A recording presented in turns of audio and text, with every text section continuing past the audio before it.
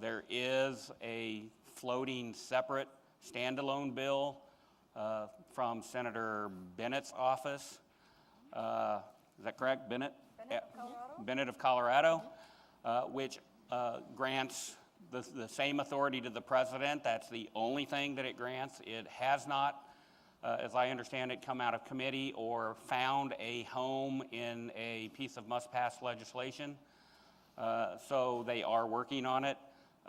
The House version of the bill, as you will read in the Space News article I referenced, has some objectionable parts in it from an administration perspective. So certainly if the Bennett bill passes, there's going to have to be some type of conference committee action within the government to reconcile the different parts of the bill to come to something that can actually enter into legislation through the presidential signature process. So it's all speculation how that's going to happen. As you know, all members of Congress right now are out doing their pre-election thing, and there is some discussion that there will be some activity after the election. How that dovetails with the rest of the country's priorities and where that gets scheduled on the legislative agenda is anyone's guess. The State Department certainly doesn't have any key insight to how that operates. So we're in the same wait and see posture as the rest of you all. Thanks, Tony. So Bob, I'd like to turn to you now and focus on some expert control questions that very specifically address commercial spaceflight. Can you tell us how export controls will apply to commercial spaceflight? For example, does the ITAR apply to the passenger experience, the space tourist experience? Those 540 who have already Yes. paid. Yeah, that's right. Yeah, Thank got you their for the ticket. question, Franceska. This question came to us over 5 years ago, and of course we gave them our short answer. It applies, go away, leave us alone, we don't think you're serious. Well, I think we discovered here recently that you are serious.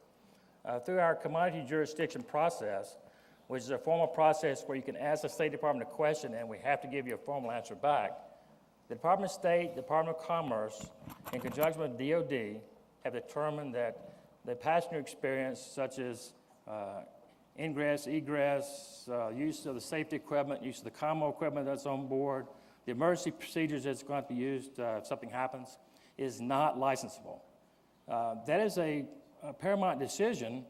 Most of the people coming to and signing up to license to go on these spacecraft are U.S. citizens. But as we expand out, the citizens are going to become foreign nationals that want to come on this experience. So we've determined that that experience is not licensable. Now that being said, a review of the experimental spacecraft to date have determined that the critical technologies on spacecraft, as Tony mentioned, are the same technologies to get a bomb on target downrange. So we determined that the spacecraft itself is controlled on the USML. That being said, we've also determined that in most cases, those critical components are also controlled by the Missile Technology Control Regime, which has a strong presumption of denial for export. Yep. Bob, yep, that kind of brings us to a very important point that I actually want to push on a little bit further because, again, a question that I get from clients is, the personal commercial spaceflight industry is inherently global. The whole point of developing this industry is to let human beings experience outer space, let the world come together cooperatively and explore space. So let's say theoretically that a developer of a vehicle, be it suborbital or orbital, doesn't matter for the purposes of this question, decides that it wants to have an international partner in anywhere else in the world other than the United States. And they want to take their vehicle to this other country, either for launch or re-entry or for both. Maybe they want to have an international partner in developing a commercial personal spaceflight company. Then they hear these, again, this alphabet soup, but now 4 new letters that you mentioned. You said it, Missile Technology Control Regime, MTCR, which is not a treaty, but it is a regime, and it is a regime that the United States follows, has to follow, because the purpose of the MTCR is to limit, if not eliminate, the proliferation of missile technology. And as Bob, you said, whether you're transporting tourists or something far less friendly than a tourist, like a bomb of some sort. The missile is the delivery system. So long as this missile, this vehicle, is considered an item that would be controlled by the Missile Technology Control Regime, that presents quite a regulatory challenge for these entrepreneurs. Can you talk about that a little bit more? The fence is high, but it's not insurmountable. Okay. To give you a little background on MTCR, it came together back in 1987. There were 7 countries, and their mission was to eliminate the proliferation of missile technology throughout the developing countries that were trying to get Scud missiles or trying to get missiles that could deliver weapons of mass destruction. That was their preamble. That was their mission statement. Today, there's over 34 countries. There's 34 countries, and there's other countries that are trying to become part of the Missile Technology Control Regime. That being said, is the vehicle controlled by the Missile Technology Control Regime? Yes, it is, from what we've seen. In dialogue with other developers, we've seen that they do want to be go into partnership with other companies around the world. They want to take their vehicles to other launch sites around the world, to include the UK, Sweden, the Middle East, and coastal South America. The export of that vehicle is going to be problematic, but it's going to require a paradigm shift with the MTCR community to understand that this is the future. This is where we're going with this. And they are going to sit down and start negotiating how all these 34 countries are going to view the export of these experimental vehicles to send civilian astronauts into a near-Earth orbit for that experience. It's going to happen. I feel sure that the Missile Technology Control Regime will come together and will develop guidelines and rules that will allow this to happen. Good, that's a wonderful, encouraging note. So I was presented with an impressive stack of questions from the audience. So I am going to not continue with our list of questions because I think we've hit all the high points. And I'm going to start going through the questions of the audience. Some of them are, I think, real simple, and others are going to require a little more complex answers. So let me just throw out a couple of simple ones because Can we I have only the simple ones? Absolutely, absolutely. Although, gosh, this is actually directed at Bob, so. Okay. All right, Bob. Bob, so how long does it take to get, and you're going to love this, a simple export license? A simple export license can be done with a day. If you give us the export license in D-Trade in the morning, we upload it 4 times a day. We'll get that license in. If it's as a precedent on it, we do not require staffing. That license will be issued out the same day. Could be. And that's true. I can attest to that. Many times NASA has applied for urgent licenses either through state or commerce, and they've been turned around within a day or two.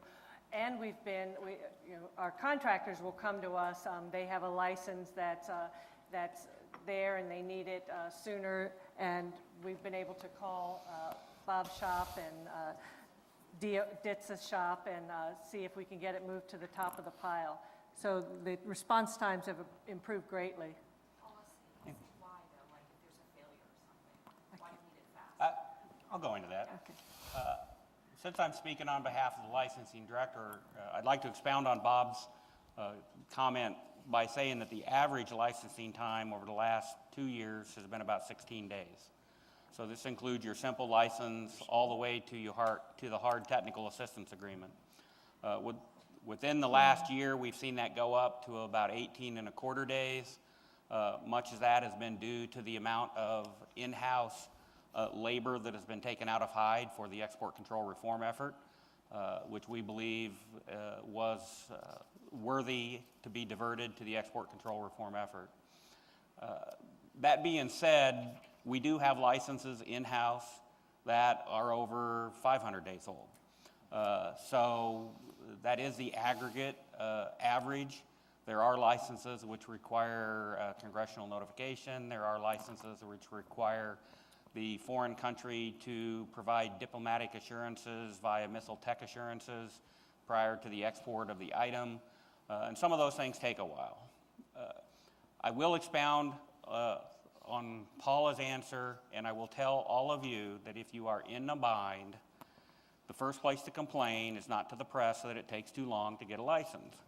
If you call the department, well, there are things that we can do to expedite in extremis situations, to include a DoD review.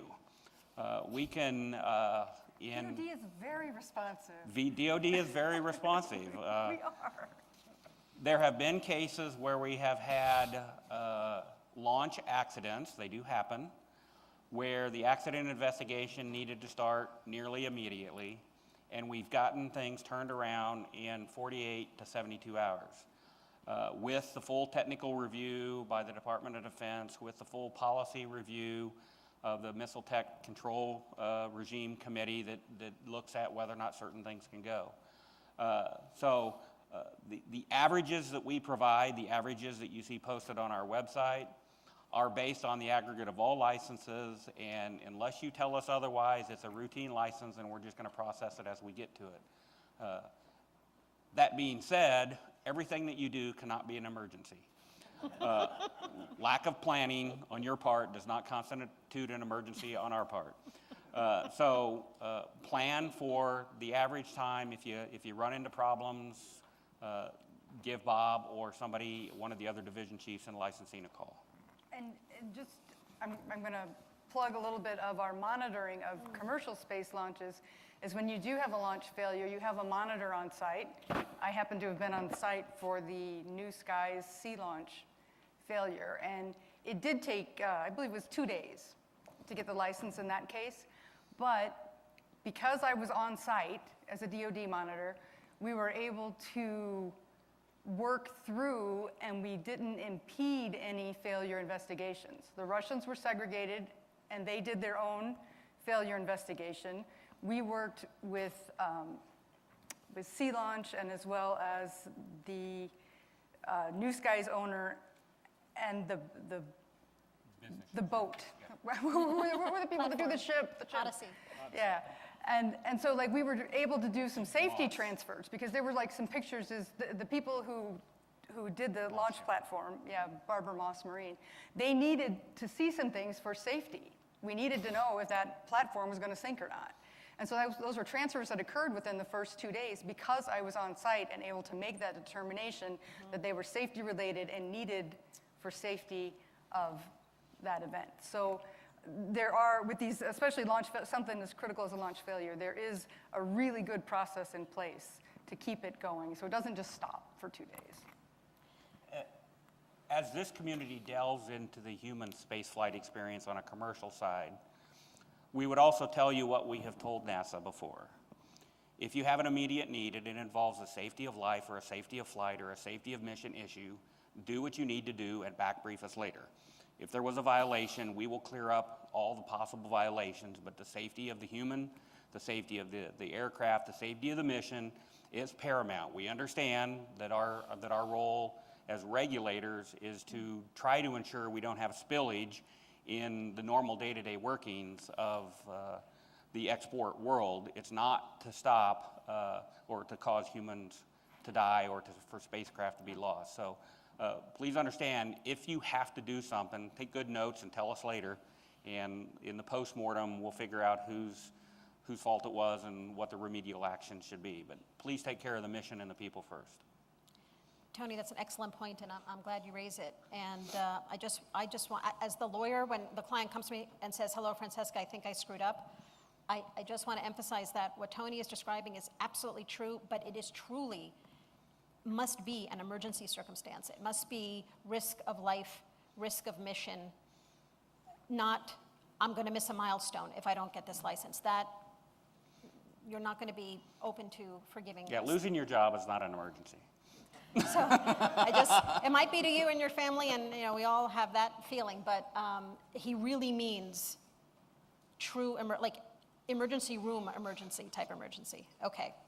So Luann, I want to segue into this question because you said the magic word monitor. And the question is, and I know you've heard this before, why do companies have to pay for DITSA monitors? The government is requiring someone from the Defense Technology Security Administration to accompany a mission that is ITAR controlled. Why does a company have to pay? Well, they have to pay because of legislation. It's the same as the within the Strom-Thurmond Act that moved satellites permanently and all satellite and spacecraft onto the USML. There's also a provision that whenever a U.S. commercial satellite is launched on a foreign launch vehicle, you will have a U.S. monitor present, and you will reimburse the U.S. government for that monitor. Now, they went and made an exception for launches within NATO countries, but that was placed in the law, and that's why you have to have the reimbursement. But like I had said, is what we've done over the years as a monitor. I was a monitor for a long time, and we work with the companies, and we've developed very good relationships, and the companies have a culture of compliance, and we know that. And so a lot of the companies look at the monitor as an insurance policy, that because I was there for New Skies, the company was safe. If they did what I said, we weren't going to come back and find a violation on them. And so they had an insurance policy right then and there. And after it was over, I got a letter from the Sea Launch Vice President saying, I now understand what I've been paying for. So everything that I paid for up till now was worth it for that one launch. So you do have to pay for the monitor, but there really is a benefit. Good, thank you. Bob, back to you, and still with things we have to pay for. So there's this thing called registration under the ITAR, and there's a fee associated with it, and if I'm a small company, I need to save every penny. Why do I have to register, and why do I have to pay for it? Well, the Arms Export Control Act, the law that the implementation law requires registration for if you're going to be manufacturing or exporting defense articles. The registration fees have evolved over time. We've tried to tier them so that the companies that are the big companies that are exporting a lot of equipment, they've got a lot of license exporting, they're going to pay a whole lot more than the mom and pop company that's exporting 10 times a year. So we've developed a tiering process. So if you're exporting over 10 times a year, you're going to pay a nominal registration fee, and then you pay for each export license after that, up to a certain amount. If you're a mom and pop organization, and if you're exporting a smaller amount of hardware per year, you're going to pay a whole lot less. I think there are companies out there paying over $100,000 a year just to register with us. And there are companies out there paying $2,700. So you can see the tiered process for the smaller companies versus the larger companies. Thank you, Bob. So this is a question really for anyone on the panel. Actually, though, Tony, I think I'd like to direct it to you, and then Paula, maybe you can chime in from the NASA perspective. This question has to do with how do we manage ITAR issues, and how can the government help U.S. companies manage ITAR issues when we're just dealing with our closest allies, with the UK, with Canada, with Australia? What exists within the ITAR to make life a little bit easier when we're working with our most close allies? We're not going to be able to relieve you of the licensing requirement. You're still going to be required to license, so it's going to be incumbent upon you to understand your entire supply chain and where you get products from and how much of it you need to share with your foreign partners. So if you've got a tier 3 supplier that is providing some component for your hardware, if the foreign party is going to need to know that technical data, you're going to have to manage all the way back to that tier 3 supplier to get permission from them to release that technical data. Now, some of your supplier agreements already have that embedded, some of them do not.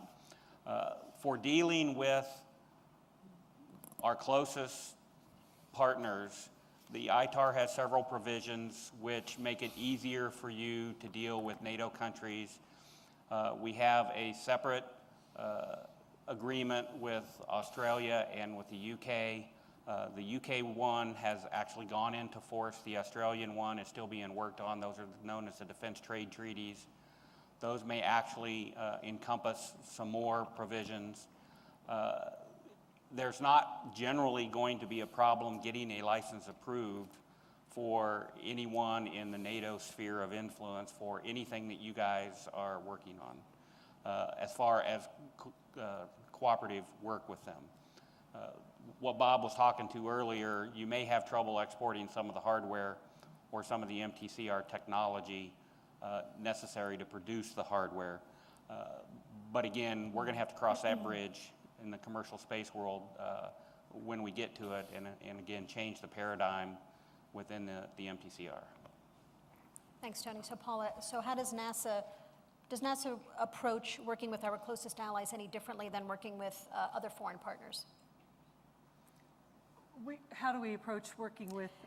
Is it easier to work with, from an export control perspective, with our closest allies, or do you treat all of your international partners the same from an export control perspective? From an export control perspective, they're the same, but yes, and it also, you can do more with our allies, with ESA and Japan and NATO countries. So we can do more international cooperation that may be getting close to the edge of the envelope or the edge of the technology. We'd like to work closely, and I hammer this to the NASA program and project managers, that they need to work with their contractors early on. And we found where we've, years ago where we've messed up, is the U.S. contractor will come to a meeting and don't realize NASA has other foreign parties in the meeting that we have a relationship that you may not have a relationship on your TAA. So it's very important that the contractors work closely with the NASA project managers and bring this up. Okay, we're coming up to a PDR. These are the parties I have on my TAA. Who is invited to this meeting? And address that before the meeting, so we're not asking people to step out or people can't talk to their charts.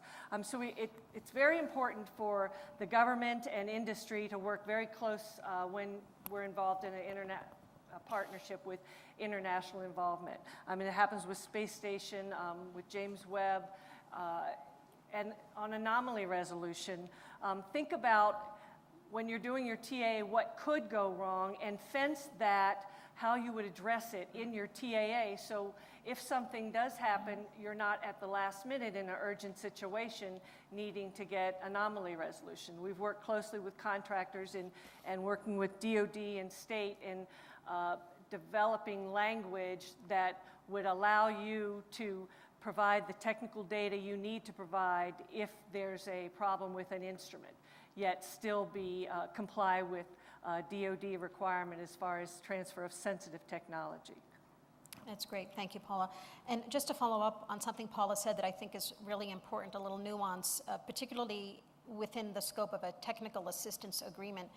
Again, I said that's a form of an ITAR license, and it provides authorization to do what you've described in the technical assistance agreement, in the scope of the agreement, but then that scope is limited. When you get your approval, the approval is limited through these sentences called limitations and provisos. And that puts a fence around the scope of the TAA that you have proposed to the Directorate of Defense Trade Controls. And if your technical assistance agreement is principally with our closest allies, the scope that you're allowed to operate within could be broader than if your technical assistance agreement is with other foreign parties. So when you apply for a technical assistance agreement and it is approved and you're granted ITAR authorization to exchange ITAR-controlled data and services within the scope of that TAA, the scope is likely to be broader if the exchanges are limited to our closest allies. And Franceska, I'd like to take a minute to make a plug again for export control reform. Is if legislation is passed allowing the president to determine what items can stay and be moved off of Category 15 to the CCL, and you are one of these second or third tier providers that say you provide a subsystem or a part or a component, not the vehicle, but you're one of these lucky second and third tier technologies that do get moved over to the commerce side. Commerce has created a new license exception called the Strategic Trade Authorization.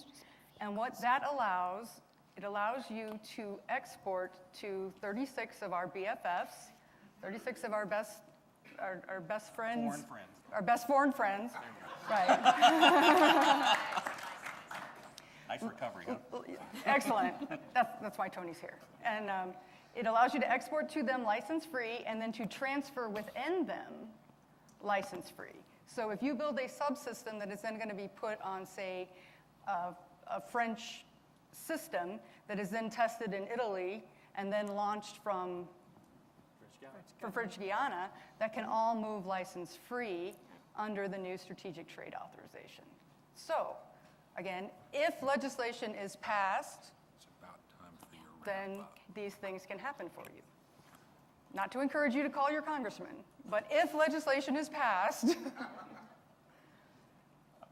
that's the future you can look forward to. I want to take the last couple minutes just to give you a quick ITAR 101. We've talked a lot about our best friends.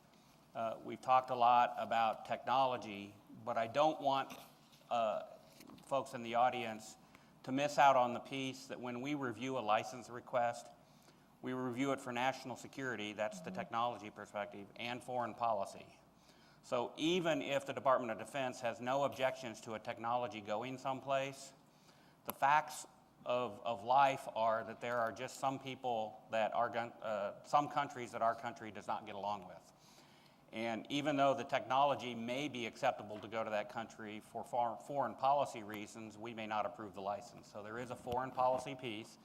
Foreign policy is an instrument of national power, just as the military is an instrument of national power. So you may end up falling into one of those buckets.